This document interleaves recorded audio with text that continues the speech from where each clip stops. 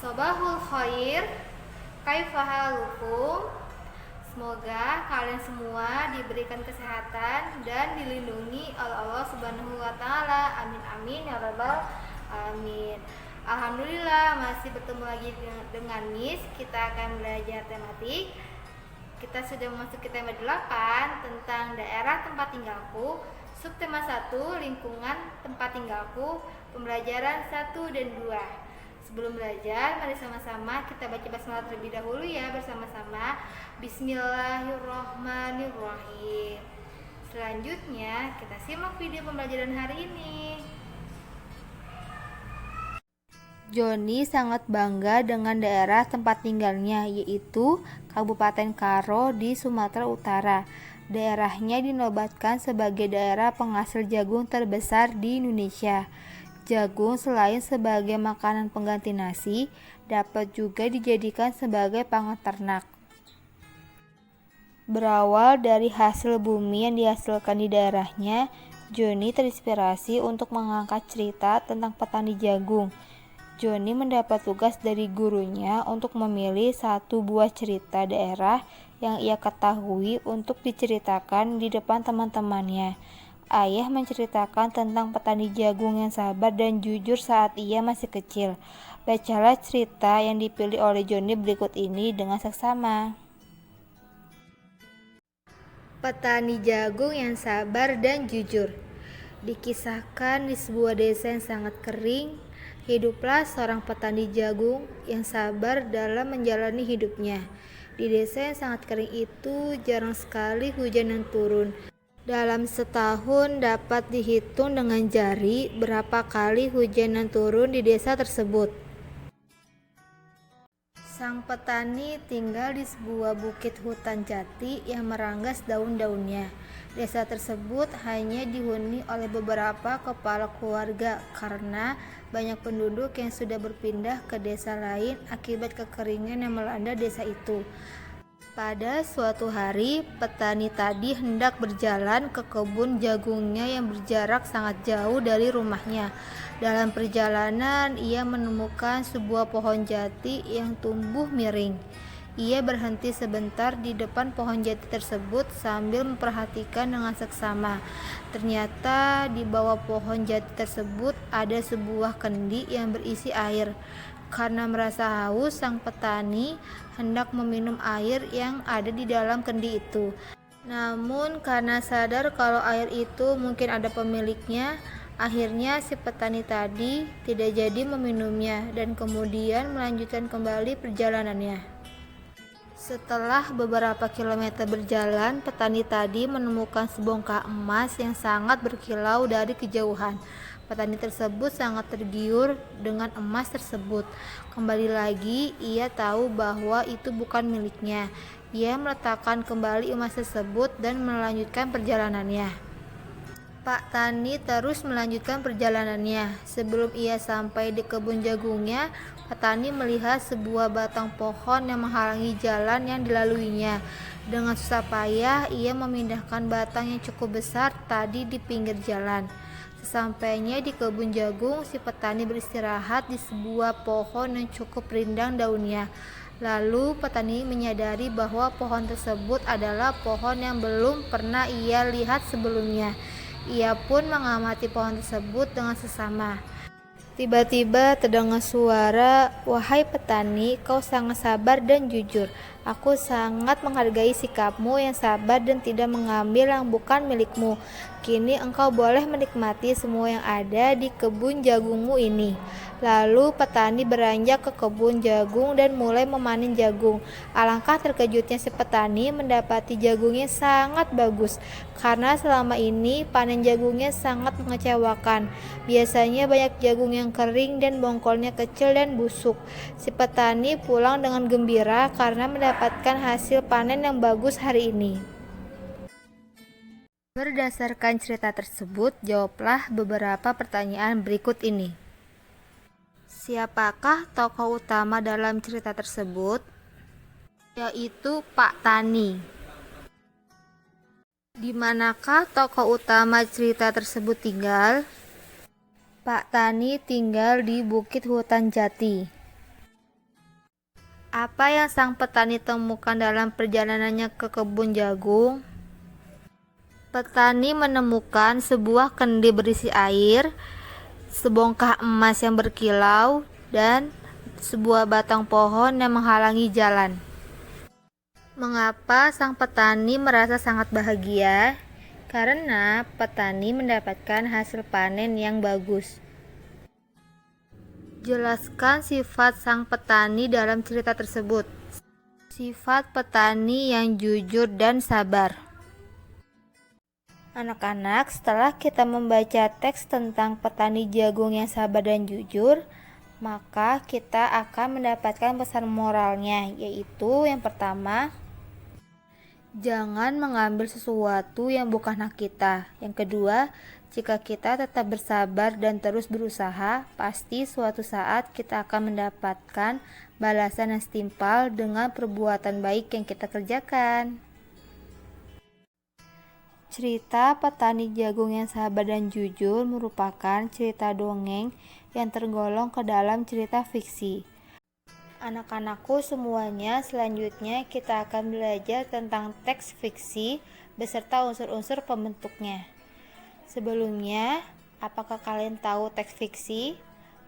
Ya, teks fiksi adalah teks yang berisi rekaan atau khayalan yang tidak berdasarkan kenyataan. Unsur-unsur teks fiksi yaitu tokoh, tema, alur, latar, dan amanat. Mari sama-sama kita perhatikan penjelasan berikut ini. Tokoh adalah pelaku cerita atau suatu yang mengalami peristiwa yang ada di dalam suatu cerita. Selanjutnya yaitu tema. Tema merupakan dasar cerita atau suatu yang menjadi pokok terbentuknya suatu cerita. Berikutnya yaitu alur. Alur merupakan rangkaian peristiwa atau kejadian yang terdapat dalam suatu cerita. Alur dalam suatu teks fiksi atau cerita menjelaskan susunan dari rangkaian peristiwa yang terjadi di dalamnya, mulai dari peristiwa awal cerita, permasalahan yang terjadi, hingga penyelesaian masalah dalam cerita. Kemudian terdapat latar. Latar merupakan keterangan atau menjelaskan keadaan dalam suatu cerita. Latar dalam teks fiksi terbagi menjadi 3, yaitu latar tempat, latar waktu, dan latar suasana. Yang terakhir adalah amanat. Amanat merupakan pesan yang terkandung dalam sebuah cerita. Setelah membaca suatu teks fiksi, kita diharapkan dapat menerapkan amanat yang terdapat di dalam cerita tersebut. Anak-anakku semuanya, mari sama-sama kita berdiskusi dengan tema pengaruh gaya terhadap gerak benda pada peristiwa di lingkungan sekitar. Sang petani berusaha untuk mendorong batang pohon yang cukup besar agar tidak menghalangi jalan. Tanpa disadari, sang petani telah memberikan gaya terhadap batang pohon tersebut agar bergerak. Anak-anakku, apakah kalian tahu apa itu gaya? Gaya adalah tarikan atau dorongan yang dapat mempengaruhi keadaan suatu benda. Gaya juga dapat menimbulkan perubahan gerak atau perubahan kecepatan. Contohnya yaitu pada anak yang sedang menarik tas dengan troli. Contoh lainnya yaitu menarik mainan, mobil-mobilan, atau truk menggunakan tali. Pada gambar selanjutnya yaitu kegiatan seorang anak mendorong perabotan benda di rumahnya. Dengan kita menarik atau mendorong benda itu akan melakukan perubahan gerak, yaitu perpindahan posisi benda dari tempat asalnya karena adanya gerak. Contohnya yaitu mobil kita dapat bergerak karena adanya gaya mesin. Anak panah dapat bergerak karena adanya gaya pegas dari tali busur. Kita dapat berjalan karena adanya gaya otot. Gerak adalah perpindahan posisi benda dari tempat asalnya karena adanya gaya. Ketika kita memberikan sebuah gaya pada benda, maka benda itu akan mengalami pergerakan yang disebut dengan bergerak.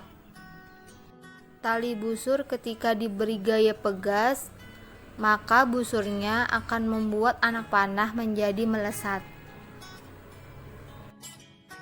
Jadi anak-anak, anak panah dapat melesat karena adanya gaya pegas.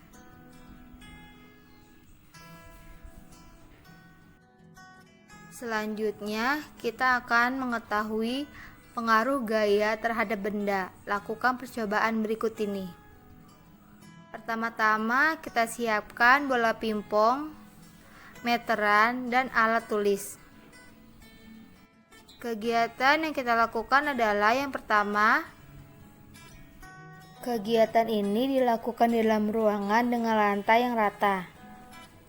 Kemudian, untuk membuat kelompok kita lakukan saja ya nak. Selanjutnya yaitu rentangkan meteran di atas lantai lalu dari titik 0. Doronglah bola pingpong menggunakan jari dengan dorongan lemah. Selanjutnya, ukurlah jarak yang ditempuh bola dari titik awal hingga titik bola tersebut berhenti. Bola pingpong yang kita sentil dengan gerakan yang lemah, maka dia akan bergerak. Kemudian, kita bisa lakukan dengan gerakan yang sedang. Semakin kuat dorongan yang diberikan, perpindahan benda akan semakin jauh. Semakin besar gaya yang kita berikan, maka kecepatan benda dalam bergerak akan semakin besar, dan jarak perpindahan benda akan semakin besar juga. Dengan kita memberikan gaya, maka terjadi perubahan gerak dan kecepatan.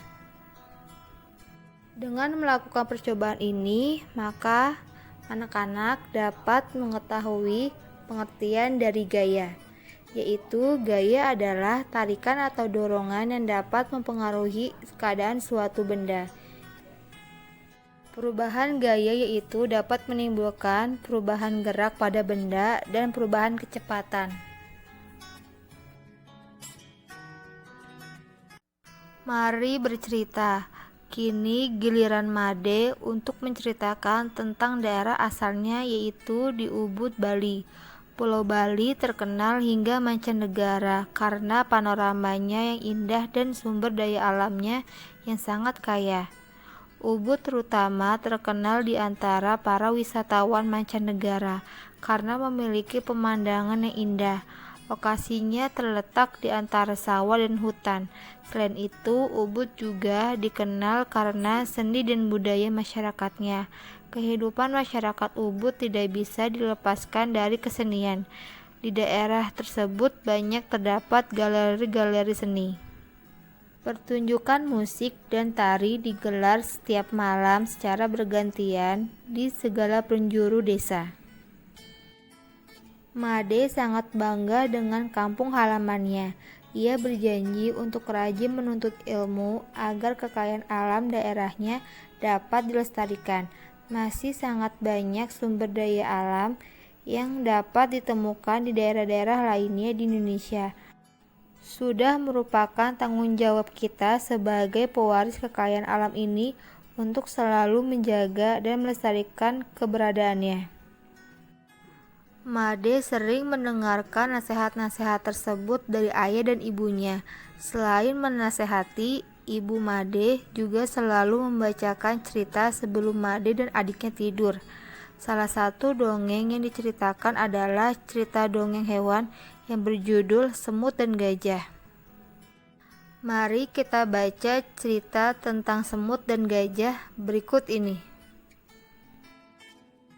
Semut dan Gajah.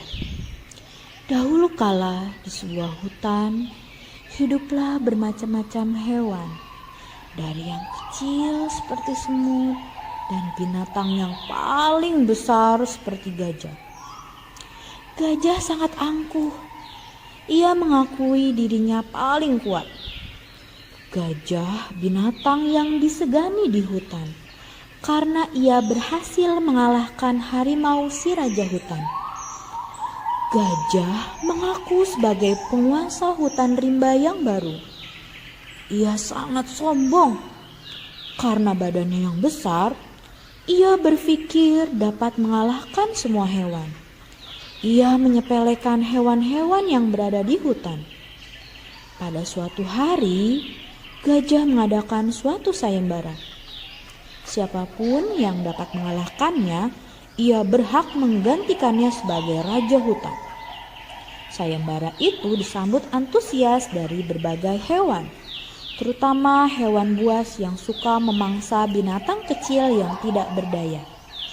Hewan-hewan buas di hutan berkumpul, termasuk hewan yang besar seperti badak, kuda nil, dan beruang. Namun, pada saat mereka melihat gajah, mereka merasa takut untuk melawannya. Semua hewan tidak ada yang berani berhadapan dengan hewan raksasa itu. Melihat tidak ada seekor pun yang dapat mengalahkannya, kesombongannya pun semakin bertambah. Gajah pun menakut-nakuti hewan lainnya dengan menjulurkan belalainya yang panjang di depan semua hewan. Ia merasa paling kuat dan ditakuti semua hewan. Ketika gajah menunjukkan kesombongannya, tiba-tiba turunlah seekor semut dari batang pohon. Aku ingin mengikuti sayembara ini.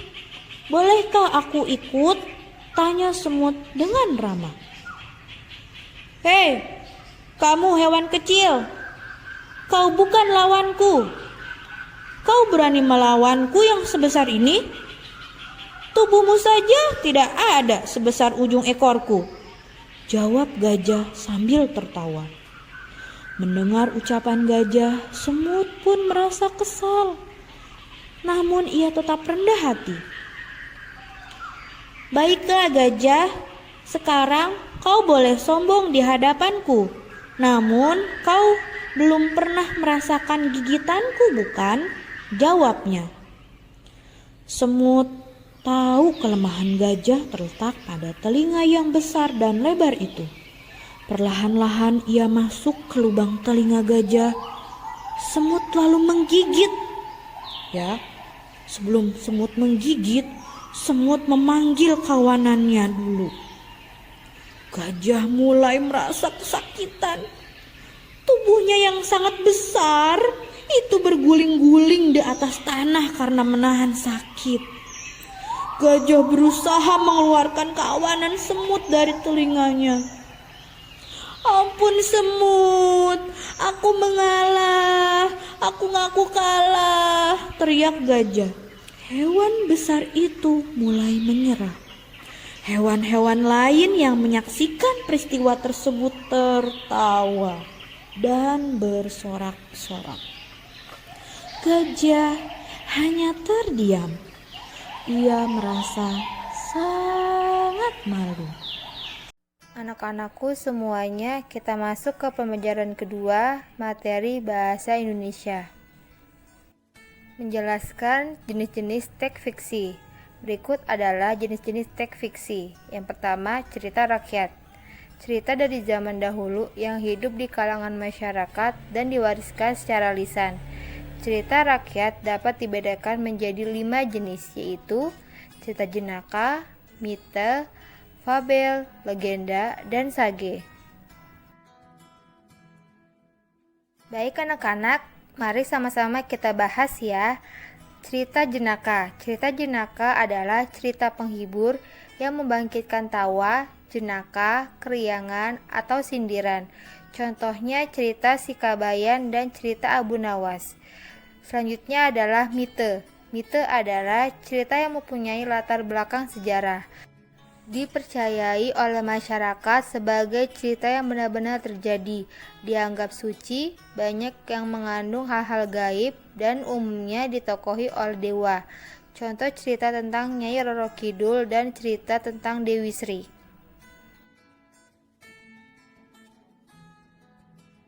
Cerita rakyat selanjutnya adalah tentang fabel adalah cerita yang menggambarkan watak manusia yang tokohnya diperankan oleh hewan. Contohnya cerita kancil dan buaya dan cerita lomba lari kelinci dan siput. Selanjutnya adalah legenda. Legenda adalah cerita rakyat pada zaman dahulu yang ada hubungannya dengan peristiwa sejarah. Contohnya cerita terjadinya Rawa Pening dan cerita asal-usul nama Banyuwangi. Selanjutnya adalah sage. Sage adalah cerita rakyat yang bersifat legendaris tentang kepahlawanan atau petualangan yang mengagumkan. Contohnya cerita Tutur Tinular dan cerita Jaka Tingkir. Ini cerita fiksi lainnya adalah kedua, cerpen. Cerpen adalah cerita pendek yang berisi cerita tokoh pada suatu kejadian. Contohnya adalah cerpen Setia Kawan dan cerpen Taat Peraturan. Selanjutnya yang ketiga adalah novel. Novel adalah cerita rekaan yang berisi rangkaian peristiwa kehidupan seseorang beserta orang-orang yang berada di sekelilingnya. Contoh novel adalah Laskar Pelangi, Tenggelamnya Kapal Van der Wijk, dan Bumi Manusia. Di sekolah, setiap siswa mendapat tugas untuk berbagi cerita dari asal daerah masing-masing. Selain itu, setiap siswa pun diharapkan dapat berbagi pengetahuan tentang lagu-lagu dari daerah masing-masing. Oleh karena Made berasal dari Bali, maka kali ini ia akan memperkenalkan lagu daerah yang berjudul Jangger. Sebelum teman-teman sekelasnya belajar menyanyikan lagu tersebut, Made memberi contoh terlebih dahulu dengan cara menyanyikan solo di depan kelas.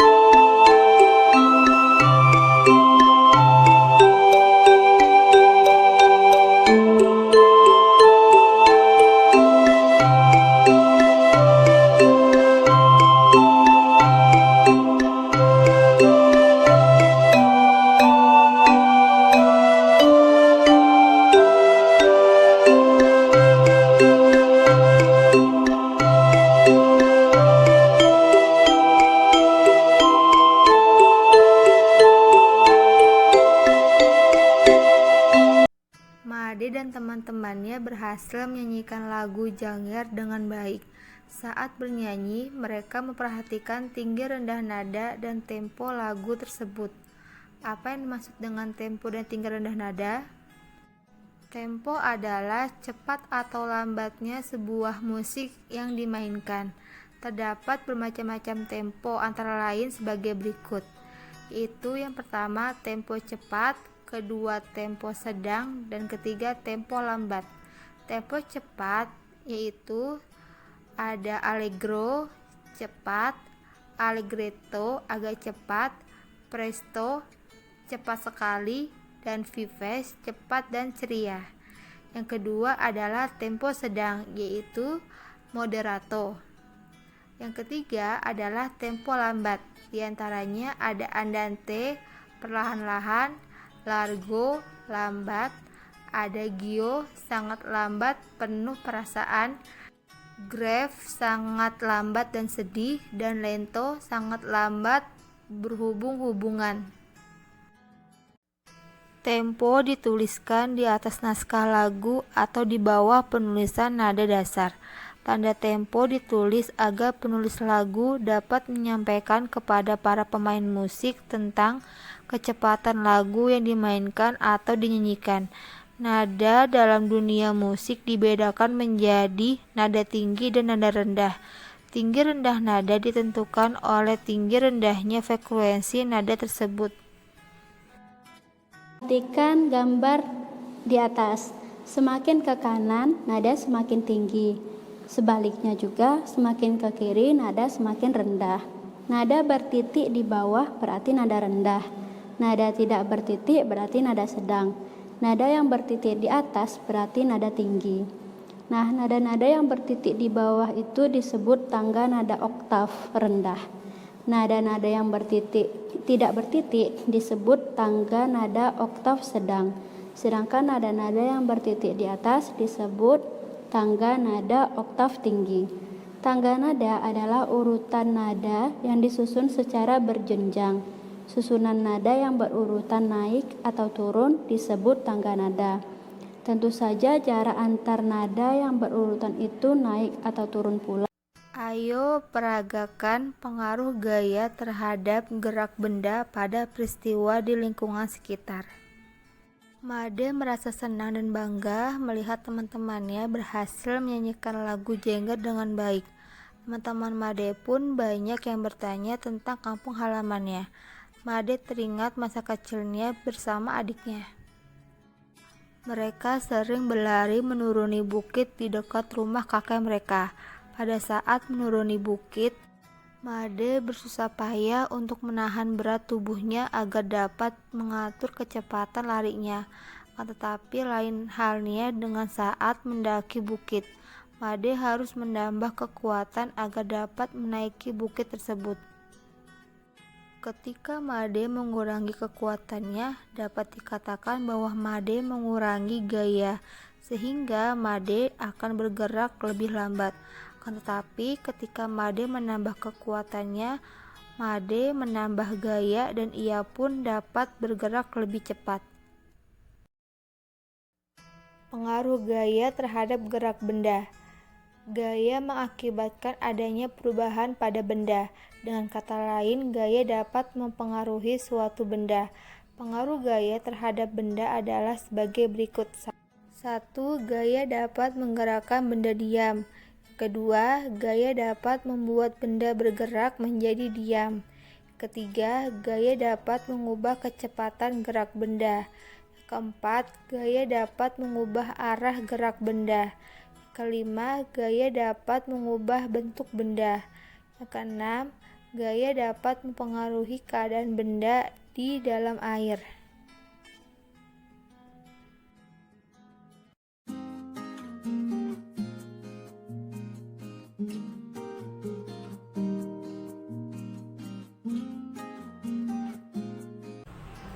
Baik anak-anak semuanya, pembelajaran hari ini telah selesai. Mari sama-sama kita baca hamdalah bersama-sama. Alhamdulillahirabbil alamin. Semoga materi hari ini dapat mudah kalian pahami dan dapat menjadi ilmu bagi kalian. Amin amin ya rabbal alamin. Kurang lebihnya Miss mohon maaf, dan terakhir Miss ucapkan wabillahi taufiq hidayah. Wassalamualaikum warahmatullahi wabarakatuh. Tetap semangat anak-anak belajarnya.